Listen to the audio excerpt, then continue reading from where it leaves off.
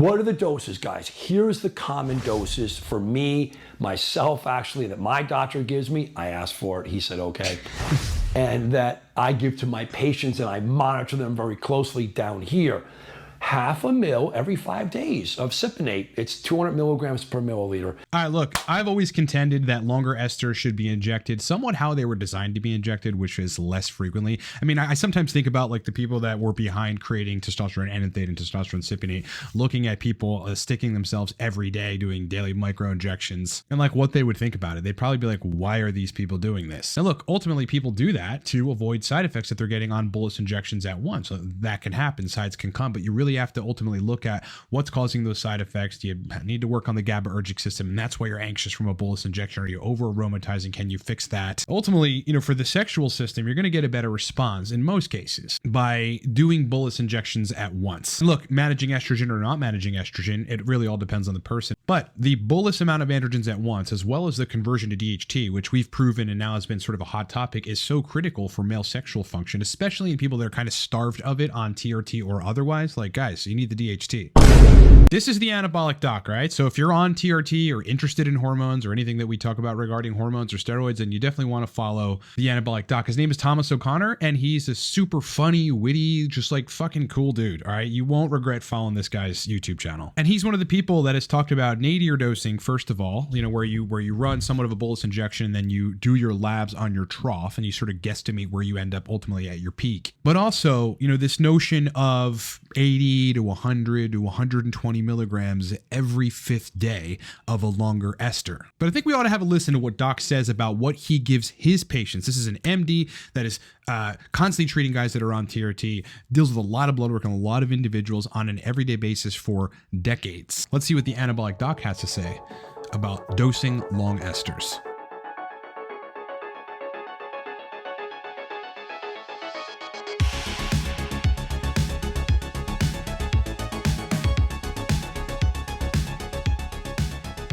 All right, boys, discount codes on product. Number one, Supercharge Dopamine and Nootropics Master are 20% off, but both of these video courses are on discount. Code is 20 now. Cortex Stack, fast onsetting stimulant with dynamine and teacrine in it, 25% off. Code for that is 25 Cortex. Torque Stack, most purchased stack on the web, high level focus, motivation, and energy, 35% off. Code for that is 35 Torque. And lastly, I'm a coach on TRT, hormone optimization, sexual dysfunction, libido optimization, nootropics, dopamine restoration, a host of other things. You can hire me in under a minute at livecortex.com. All right, so let's get into nadir dosing and how to measure labs and what Doc thinks about dosing long esters.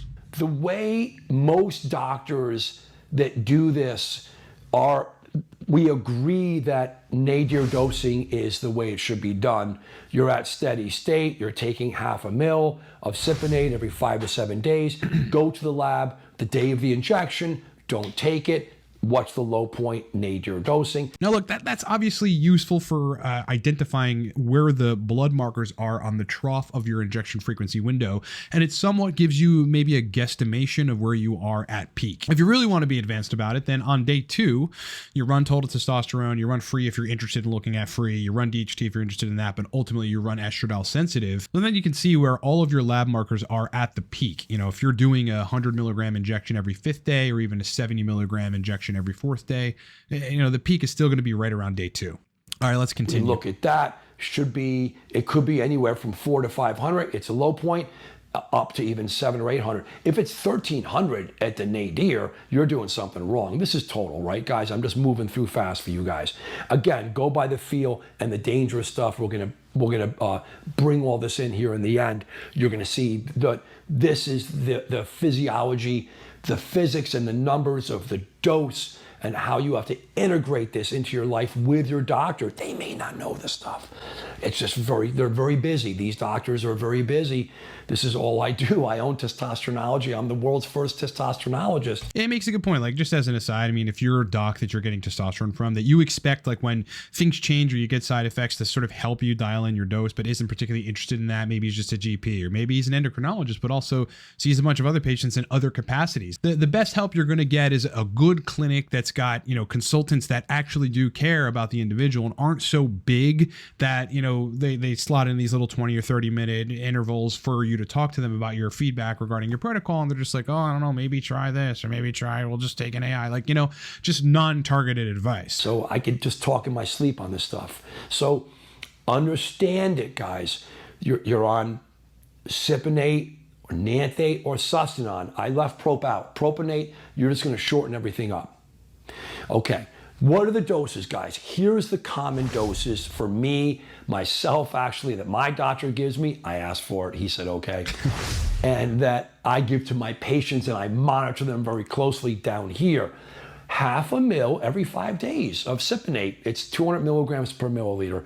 If you're in Europe, you guys over there, right, it's Sustanon. Yeah, he's going on to Testosterone. So Doc thinks and seems to have, I've watched across various videos on his channel, good experience with dosing 0.5 ml, which is 100 milligrams of a 200 milligram per milliliter vial of testosterone every 5th day, right? This is where in a lot of cases, the patients don't need estrogen management, where the sex stuff is good, energy is good, they generally don't have side effects, they feel good, hematocrit really doesn't go substantially above range or above range. All these markers end up being fine, and the person has a good TRT experience on long ester 100 milligrams or so every 5th day. Now, like I've heard him talk about 120 every 5th day. People are definitely going to vary in their necessity for androgens, like at certain bolus injections. And so maybe that's better for you. Maybe 80 milligrams every 5th day is better for you. I want to show you my day 3 testosterone numbers on 70 milligrams every 4th day of testosterone cypionate. I was doing this intramuscular, as cypionate is supposed to be injected. Not that you couldn't inject it otherwise, because you certainly can. But, for me, usually with longer esters, if I'm doing an infrequent protocol, it's tried and true IM. Okay, so this was at day 3. So this is where I'm troughing, right? My peak is probably about 1,000, 1,100 or so, maybe even a little bit more. Day 3 here, I'm troughing, starting to trough at 770. Ultimately at day 4, right before the next injection, I'm likely around 560, 570, maybe 600 or so. And again, remember, the 70 milligrams every 4th day of cypionate was one of the best libido and sexual optimization protocols of TRT of long esters that I've ever been on. Okay, things were fucking really great on that protocol. Now, here's the interesting thing. This was the estradiol at day 3. All right, so probably at its peak, it may have been 45, possibly pushing 50. But again, though, the reason that I suggest these infrequent injections on longer esters is it doesn't stay there, right? You get a peak and then you have a trough. You're not constantly exposed to estradiol at the receptors at the tissue level ultimately, and you don't have this constant spillover. Guys injecting every single day and wondering why their dick doesn't work on longer esters, you probably want to look at the fact that there's spillover. Also, here's a really interesting thing. So 34 was my high here, meaning my estradiol went above that, on the absolute peak, day 1.5, day 2. But the sexual system worked. Now, if I was injecting daily injections, so I've had 35 picograms per milliliter estradiol on daily injections of CYP sub-Q with 1,100 or so total testosterone, and libido was not as good. Okay, so higher testosterone levels, estradiol 1 point above this at 35, and I didn't feel anywhere close to the sexual function that I felt on, 70 milligrams every 4th day. I do have my trough, by the way, of estradiol, which was 26, which is a perfect fucking number for me. If I could just stay at 26 all the time, that's what I try to manipulate my otherwise protocols to do. So this is ultimate trough, which would indicate again, total test is probably sitting around 590, 600, something to this effect. But here's the critical thing. I wasn't constantly at 35 or 34 picograms per milliliter. I got a break, at the tissue level where estrogen binds to ERA and ERB receptors and provokes all these responses within tissues, specifically penile tissues. I actually got a break. This is why I've had a great success. People coming, reading the gospel on Reddit. They're doing daily microinjections of a long ester. Numbers look okay. They should be walking around with boners and feeling horny, but they have absolutely no desire for sex, and erections are lackluster. But then the moment we get them on an infrequent injection protocol of every 4th day, every 5th day, sometimes 100 milligrams every 5th day, like the Anabolic Doc suggests and runs with his patients, well, then the sexual symptoms resolve. Now, look, again, people tend to want to microinject because it's the popular thing to do, but also they're trying to avoid side effects. And I don't discourage that. I understand. I've gotten side effects from tests, from too much test at once or too much test in general. Numbers fucking way too high. Estradiol sky high. You can have side effects from DHT being sky high. So I get it, but you really want to look at your response to bolus injections and try to change your body in a way which makes you respond better to those bolus bolus injections. As an example, if you get anxiety and sleeplessness, maybe you ought to like supplement with something that's mediating a GABAergic inhibition of other neurotransmitters, maybe a little picamilin, maybe some high dose theanine, maybe at nighttime run some valerian roots, maybe take some glycine, 3 grams or so before you go to bed. There are things that you can do to modulate that system so that your physiology is a lot better responsive to the bolus injection of testosterone at once. Otherwise, this goes without being said, but if you're fucking with your health because you're doing dumb things like drinking a lot of alcohol, which is going to cause rebound anxiety via a rebound GABAergic necessity, because ultimately booze is liquid benzos, well, then you got to figure that out and you got to stop fucking drinking or